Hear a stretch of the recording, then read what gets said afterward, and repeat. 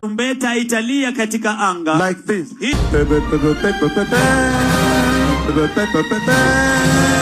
That is how the trumpet will sound. Konene, so jana ilikuwa siku moja interesting sana ikikam to politics. Kuna headline moja nilicheki ile, I don't know what to think about it because I could not get more information about this. I tried to look for the video, couldn't get it, but it was still interesting because the Standard kept posting it. And the headline was, Mama Ida Odinga, the widow of the late ODM leader and former Prime Minister Raila Odinga, has cautioned the party stalwarts against kicking out Secretary General Edwin Sifuna. Mama Ida, in a social media forum interview, wondered why Sifuna should be chased away from the party, yet Raila himself did not do so. Then ikaendelea, she said it was not reasonable to remove Raila's child from the father's house after his death. She insisted that Sifuna was Raila's son in ODM and he cannot be chased away. So yeah, kulikuwa na hiyo. And hii story of course imekuwa very interesting because imekuwa very divisive. Unakumbuka, was it on Thursday, kulikuwa na ile press conference, and the press conference kulikuwa na like even when Odinga ended up showing up for the press conference that Sifuna was making. So in the process inafanya tunaanza kushindwa like how is this whole story going to end? Why? Because now Winnie pia amekuwa dragged into this whole scenario, because I remember like seeing this guy and the guy was I think inaitwa Kajwang, and Kajwang was busy talking to Winnie Odinga and trying to caution her.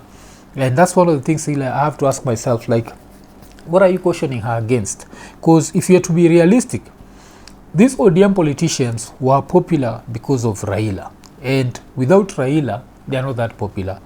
And I'd say that without Raila, Winnie is actually more popular than akina Kajwang. So wacha tusikie vile Kajwang alikuwa anamwambia. In my humble way, I want to ask you, Winnie Odinga, please. You are our child. And we'll protect you, baby. We will. You are part of us. You are in this. The energy, the oracle of Raila Omolo resides in you. Please wake up. Wake up. Wake up. Wake up! So you think Winnie Nambwa wake up because Winnie has support this attitude of kicking people out and wanting everyone to speak in one tongue and basically making a fool out of yourself. Because how is ODM making fools out of themselves? All of a sudden they've come out and say that they want to be, or they want the deputy president position. Now, kome wachiko nini long enough, ushacheki gini kisema, that's one of the most useless positions you can ever have. Saizi jiulize, when's the last time ulisikia from JD Vance ule wa US? Tutoke hapo, tuende kwa nani? Kalonzo Musyoka used to be a deputy president. Like the only two deputy presidents in Kenya have ever risen to power. Kuna Moi na kuna Mr. Sugoi. Full stop. And if you want to know how that position is useless, tuende Uganda. Uganda kuna kuga na a certain lady who's been deputy president for so long. But no one, because with the deputy president, what happens is you hope, but you can never hope in public, but you hope that something happens to this other person so that you ascend into power. But the probability of ascending into power as a deputy president inakuwaga very kiasi, inakuwaga low kiasi. So amafala ODM apparently wana insist on the deputy president position, and yeah, I think vile Ruto anaendelea kusplit hiyo ODM, he can still, like, Kindiki is safe, but wacha tuendelee. Up! Wake up! Let the beautiful thing, the heritage that Raila has given you, not get spoiled in your hands because a few old men are cheating you. Please, don't do that. Don't. We are here to protect you. We will go with you places. We will go. But please, be a girl. Be a strong woman and get out of it. Okay, I don't know which a few old men, because when I see Winnie, mostly she's surrounded by young people. Nakuwaga surrounded with the Babu Owinos and surrounded by the Edwin Sifunas. So I'd want to know, like, which old men are these that are confusing Winnie Odinga? Hiyo kitu moja nizataka kujua. And I think for these people, kuna that thing where they really want to show that ODM is not a party, it's not a what, it's not a family party, and but what they forget is politics is also emotional, and since a lot of people loved Raila, they'll end up loving the daughter more than they love a TJ Kajwang. Najua they won't care that this TJ Kajwang was the guy who did the in quotes fake swearing in. They won't care about that. They'll worry about the daughter more, and they'll find themselves gravitating to the daughter more. But kitu interesting ni, yes, come back to ODM and them wanting the deputy president position.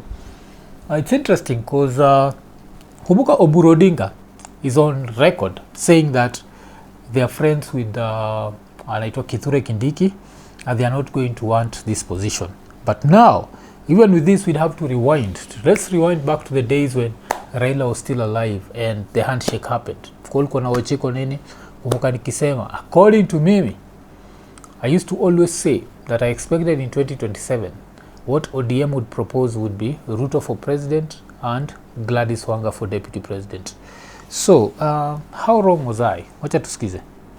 Na mtazamaji, nao viongozi wa chama cha ODM wamesisitiza katika mazungumzo na chama cha UDA wanataka nafasi ya naibu wa rais kutengewa mwanamke kutoka chama hicho cha ODM. Na wakizungumza huko Kwale na Mombasa, viongozi hao wamemsuta katibu wa chama Edwin Sifuna, wakimtaja kuwa msaliti chamani ODM na kwamba ana njama ya kukisambaratisha chama cha chungwa. Bado sana kufatuna Sifuna, and Sifuna is trying to grab that piece of meat from your mouth, and you can't tolerate that. Unajua, acha nishibe kwanza kabla uchukue hii mnofu kutoka kwa mdomo wangu. Kikosi cha ODM kilitua Likoni, kaunti ya Mombasa kabla ya kuzuru kaunti ya Kwale, wakiendeleza misururu ya mikutano ya Linda Ground, wakiongozwa na mwenyekiti wa chama hicho Gladys Wanga na naibu kinara Abdulswamad Sharif Nasir. Viongozi hao wamekariri kuwa chama cha chungwa kina umaarufu na uungwaji mkono mkubwa nchini na kitakuwa kinalenga nafasi ya naibu wa rais ambaye ni sharti awe mwanamke kutoka chama cha chungwa iwapo Rais Ruto anataka kuwabwaga wapinzani wake mwaka ujao. It's interesting pia because there was also another photo going around, and the photo had a truck and the truck had Joho. Ilikuwa ni Joho na Ruto wakisema two term, and people are saying that it was putting Joho as the running mate. So history that the deputy has to be a female also makes it interesting.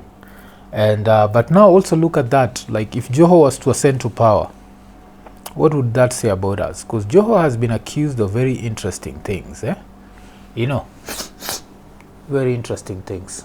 And we are telling you, His Excellency, if you want your government to succeed, if you want your second term, look at the women. Women are 28 million voters. As we go for negotiation, me as a woman with my fellow 28 women, we are saying Deputy President must, shall, will, inshallah, be a woman from ODM. Must, will, blah, blah, blah, blah, inshallah. You can't say must and inshallah at the end, because must, it's must, not God willing. Stick to your guns. There. Na wale wanaona ODM lazima tubaki kwa mapambano. Sisi tupambane, wengine wakule. Sisi tupambane, wengine waingie serikali. Tuendelee kupambana ama tutafute njia ya kuingia kwa serikali. Viongozi hao wamemsuta katibu mkuu Edwin Sifuna, wakimtaja kama msaliti, wakisema amekuwa akitoa taarifa zinazokinzana na msimamo wa chama chao. Akasema watakao saliti chama cha baba, mimi muniachie, nitamenyana nao. Akamweka jamaa mwingine, leo hii anakula nguruwe, kesho anakula kuku, kesho kutwa anakula nyasi.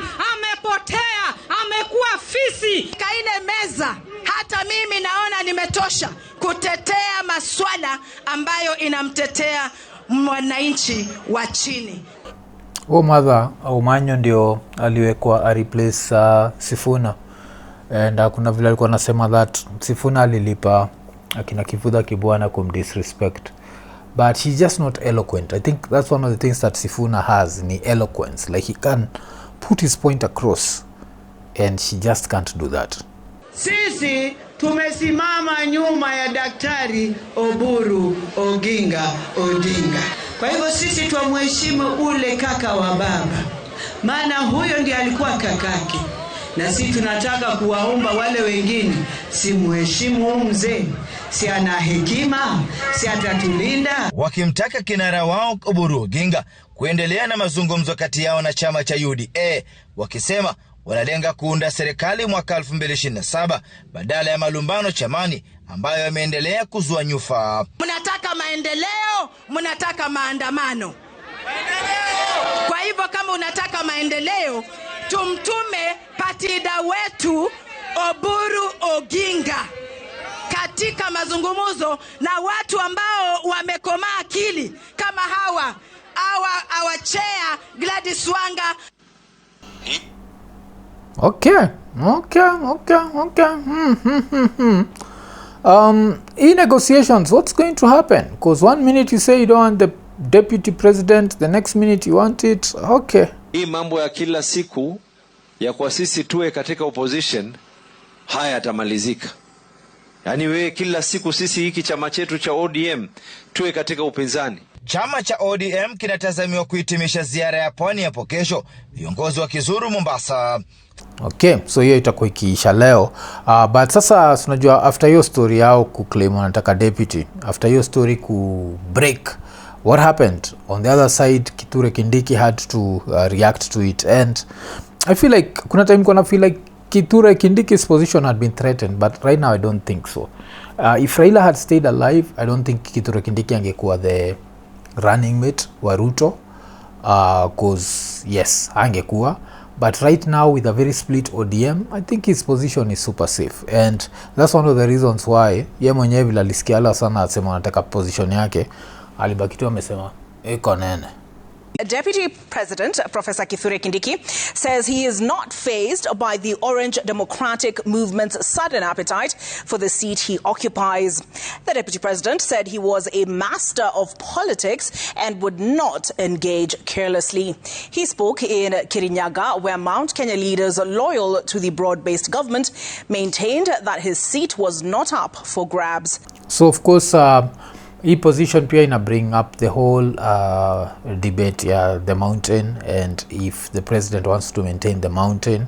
And so this is one of those things where the president is stuck between the rock and the hard place, because you don't want to lose 100% of the mountain. Because right now, as long as Kithure is there, I cannot 100% say that Ruto has lost the Meru vote. Why? Because that's just how Kenya is. If you know and understand Kenya's history, you'll understand that Walami walituchorea hizi borders, and because of that, we are a country and not yet a nation. People will always find themselves going back to their tribal cocoons. Why? Because all the presidents that we've had before, no president has ever made us feel like Kenyans. Najua, imekuwaga like bunch of tribes, then Kenyans. And yeah. Speaking after an impromptu inspection of Maragwa Ishagaki Gamburi Road that had stalled in 2020, the deputy president, who was accompanied by local leaders loyal to the broad-based government, said he was not shaken by recent development that have seen ODM party leader Dr. Oburu Odinga say they are gunning for his seat in power negotiations with UDA. Usibabaishwe na mambo kidogo ambao mnasikia hapa na pale. Hii mambo mengine yote ya siasa, sisi ndio mafundi wa siasa, my friend. Sione vile tuko, sisi ndio mafundi wa siasa. Hatuongeagi sana. We know we talk at the right time. However, the local leaders who had accompanied him were not as gracious, saying the country's number 2 political position was not for the taking during power talks. Situka position inababili. Tunataka hiyo ichukuliwe. Tumesikia ODM wamekuja sana. Si ODM wamekuja sana. Asikia ODM wamekuja sana. Si ODM wamekuja sana. So yeah, I think the tribal element it play a very huge role in that position going forward. And the best thing, and the reason why I'll keep saying that Kithure Kindiki's position is very safe, is the fact that pia this whole death ya Raila and now vile Sifuna amekuwa kicked out, inafanya ODM inaendelea kusplit. The more that ODM splits, the more that they have less negotiating power. Yes, because sasa Ruto atawambia like niaje, I can talk to this group separately from this other one, separately from this other, so I don't need to give anyone what they want. Najua Swezi, I don't have to give you the deputy president position. I can promise you the minister for blah blah blah, or the cabinet secretary for blah blah blah, which of course inakuwaga very simple. After nishashinda naweza kuambia tu endo ningoje place fulani nitoka G na hakuna kitu yote utafanya.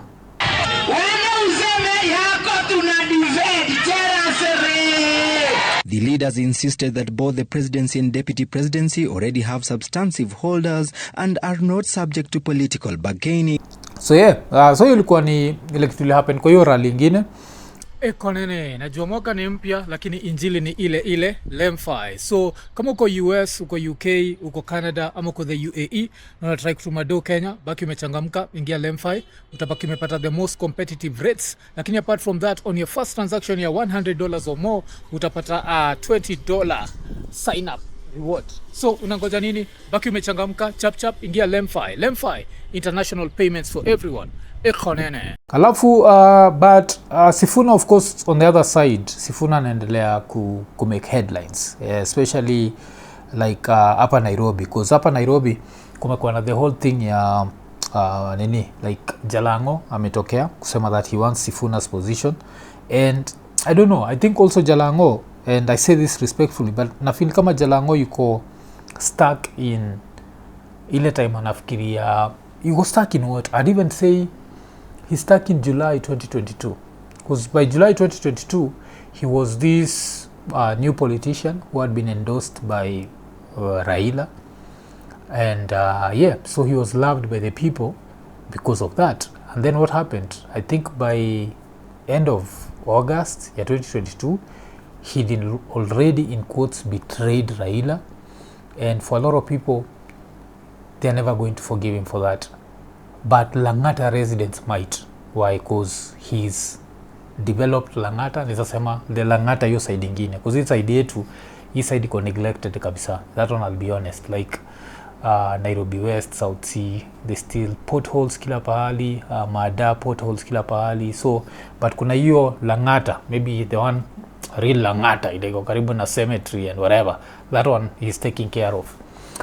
But now if you come to Nairobi, there is a certain considering like even the protest, if you have to go back to the protest of 2024, you'll see one thing about Nairobi, and the one thing is kuna vile watu wako anti-government, and since wako anti-government, now Sifuna ends up being their hero, and that could be seen by jana kulikuwa na event flani kuna happen ya rugby, and jina Sifuna ili come up just from nowhere. This was a rugby event, no one needed to bring up Sifuna, but somehow wasa waliamua tu.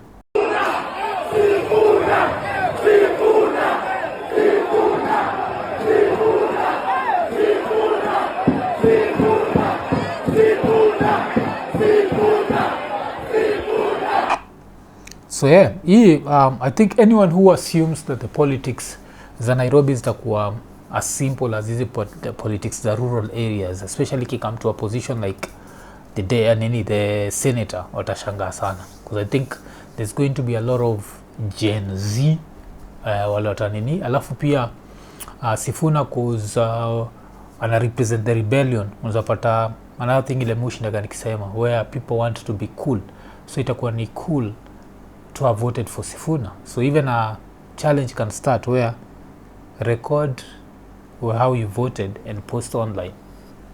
What's going to happen is that kila mtu atataka kutik Sifuna. Hii ni kwa interesting for president, like yes, record na upost kila vote as president. Even Ruto would not want that, because now people, no one would want, even the most staunch Ruto supporter would not want it to be known that he's actually voted for Ruto. So that would be interesting. But yes, so I feel like Sifuna, if you come to the Senate position, Sifuna versus naitwa nani? Sifuna versus Jalas. Jalas anajiuza. I don't know why he's doing that.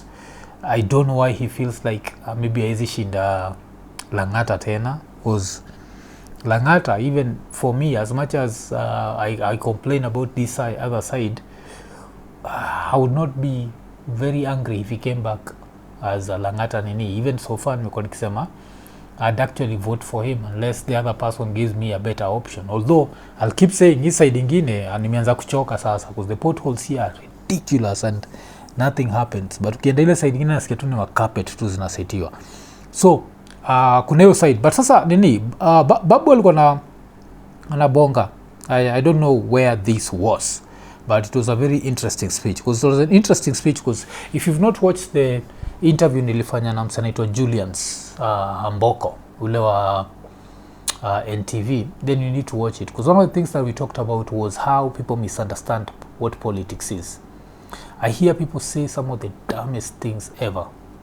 Utaona mse ule anaran biashara anakuambia mimi si votingi, mimi hata nikivote hakuna politician atakuja kuniokoa, mimi nitajiokoa mimi mwenyewe. Politician wakipass waseme taxes ni 45%, utajiokoa wewe mwenyewe. Politics is everything. Politics affects everything. I always give the example of the only reason why Nini exists is the politics of Kenya allow Nini to exist. The politics of Tanzania do not allow Nini to exist. The politics of Uganda do not allow Nini to exist. The politics of Rwanda, I'd be 6 feet under. Damn, it even rhymes. Politics. So, politics are determined to come at taxes. So for anyone to claim that, sikuagi involved in the political process, and this is the reason why we have thugs, because we have a lot of so-called bright people who don't even know how powerful, like politics is everything. The price of electricity is politics. The price of water, ilona kunywa ni politics. Nikona watch video flani ya dem flani Black American, nakona sema naishi kwa apartment flani Thailand. Damn, apartment ya $268. That's maybe 35,000 shillings. Ukiona hiyo apartment, mza cheesy jo. Nairobi huwezi pata hiyo. Na hiyo ni huko Bangkok. Ile area kuna kugana maboy wako, madem wako na cock. Kuna jogo.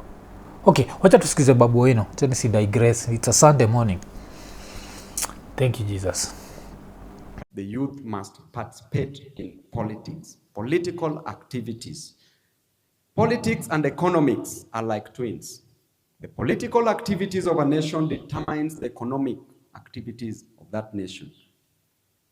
Poor politics, poor choices, poor leadership leads to lack of development, and that is economics.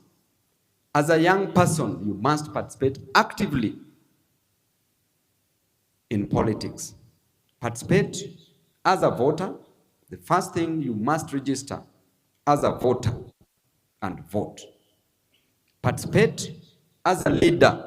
You must contest for various positions. Fidel Castro became a president at the year of 32. Hii part ya the youth inakuwaga interesting sana because even with this story the youth, we'd have to look at Mr. Sugoiman and Mr. Sugoiman, like Ruto. I think inasemekanaga Ruto alizaliwa, is it 57? So if Ruto was born in 1957 and by what point, by the time alikuwa anaingia parliament ilikuwa ni 67 au 57, I think nimejipoteza. 67 not 57. Yes, alizaliwa 1967. So by the time alikuwa anaingia parliament aliingia 97, he was 30, but alianza kuingia politics by 92, so he was 25. You can try and see that, but the youth of today in quotes are always lied to that they are the leaders of tomorrow, and that nonsense makes them, vile nakwambiaga, kuitwa watoto, angalia watoto wetu. Ruto 25 hakuwa anaitwa mtoto wetu. He was a leader. So I think this is very important. But the first thing, I think the main thing to get from this is politics affects everything, especially economics. The only reason why African countries go this poor is because of politics. We have corrupt politicians because we have a very educated population that says that politics is not important. Politics maybe time ya Moi, because Moi hakuwa very strict na ku raise taxes. That time maybe unge reason out because you could do your business, avoid taxes and all that. Saa hizi utataxiwa 90%, alafu unetuma watu wa politician wakienda na ndege, alafu hiyo time unajidanganya kusikia riki kuje imekujia, haijali juu yako na nyanyako na the fact amkuvote, hiyo ni yako na nyanyako. but according to sheria za Kenya. In Cuba, Gaddafi, approximately 28 years. Babu Owino, a member of parliament, at 27 years old. There's no difference between Babu and yourself. You can't be a member of parliament in 2027. You can't be a member of county assembly in 2027. You can't be a governor in 2027. And therefore you must participate. The youth have been used, misused, and abused in the political sphere. During campaigns, it's the youth who are being used as billboards to campaign for people, put up posters, to fight. Even after campaigns, the youth are being used to fight. Hapo niko na expect aseme where the youth are used to go apart from the billboards, just slogans like these politicians will come, speak 2-3 words in Sheng. And this is one of the things I respect Babu for this, because he didn't do that childish nonsense. Ile kutry kubonga na Sheng ndio ati kurelate na the youth. Inakuwa very stupid. Just talk to me as an adult. Najua, like, show me what you're going to do for me as an adult. Don't try kwanza kuniambia hiyo. Of course, that specific youth is not me, but that's what I'm trying to say. As a youth, someone in your 20s, hapa Kenya tunakuwaga mapumbavu, tunaita mpaka mtu yuko 35, but the youth, as that person, if all it takes is for a politician to convince you, is just to speak a few words in Sheng, kwambia ni aje, rada ni safi, eh? Amesema rada ni safi, acha nikamvotie. But the same youth can't be leaders. Youth fought for the liberation in this country, the first, second, and now the third liberation. Why not for the youth? This country would go somewhere else in terms of overtaxation. It is because of the Gen Zs that Kenya was salvaged from overtaxation. And the funny thing is the taxes still came, but ile kitu try kusema ni hiyo time. But remember that time when the youth were going to the streets, they didn't know they were participating in politics. Remember when they'd be there being interviews, hii si juu ya siasa, hii ni juu ya economy. Okay, damn. Need to go back to school. Hii ni juu ya siasa. Hii ni juu ya siasa. So, yeah, I think the fact of associating politics mostly with bad things also juagi that politics is everything. Everything is politics. Everything is politics. Kila kitu. The fact that even tuna support hizi teams za majuu more than teams zetu, politics. Why? Because politicians never invested in local sport. So you have to look at where sport has been developed in a way that you can enjoy. Politics. So you know the role that the youth can play in nation building. So as young people, it is never too late. We must unite as the youth. Our time is now.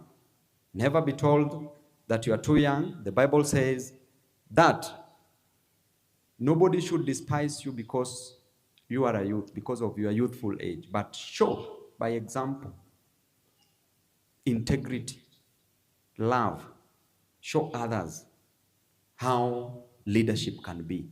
The youth must. Okay, nasikia hiyo. And if there's one thing Babu anajua kutumia ni the Bible. Damn, then he knows how to play that card. He knows how to play that card. And you know that card captures the right heartstrings in the Kenyan voters' mind. And so yeah, I felt like that speech was really good from Babu. And hopefully that's maybe a speech that is abakimenda to a few people, especially the ones who walikuwa nasema we are leaderless, we are rudderless, this is not a political party, this is not. Because when I look back at the Gen Z protests, I always look at a lot of moments. I think when you are religious mnazitanga the Damascus moments ama mnazitaga nini, but remember that kagal walikuwa nasema baba waki nyumbani, when they called a press conference that they were forming a party. What if that party had happened? Then the other option ni, what if people did not attack Hanifa, Boni, Kasmuel, Osama, Morara, What if people did not attack them and people told them, like, you know what, yes, we might not agree with you people maybe on a personal level, but you are our leaders. Tuteteni out there, well, let's form a political party. What would have happened? Right now the president would be shaking. But what happened? We fought those people. We told them, like, oh, I think Hanifa ilikuwa anaendesha Prado, Bonika kwa ni Boni amepatia Hanifa ball, and that was actually a credible story according to hapa Kenya. Then what else? Ikakuwa Osama had been paid by Ruto. Ikakuwa nani tena, Kasmuel self-abducted. Ikakuwa who did what, and Morara ikakuwa, oh, he's not even helping us, he's just using us to make himself rich. And what happened? Your whole thing ended up disintegrating. And as it disintegrated, especially Mseka Morara used to come out and tell people, the Inject Party, this is a political fight, we need to have a political outfit. And people ended up fighting him, and yeah, whatever happened. So in 2026, I think, between now and 2027, what we need to drill and what we need to insist on is just reminding people that politics, everything is politics. That TikTok video na post, kishake haga, it's only allowed because of the politics of this country. Kenda kushake haga Somalia, you need enough to spend the rest of your life in jail. Check the politics matter. So yeah, good morning. Iko nene.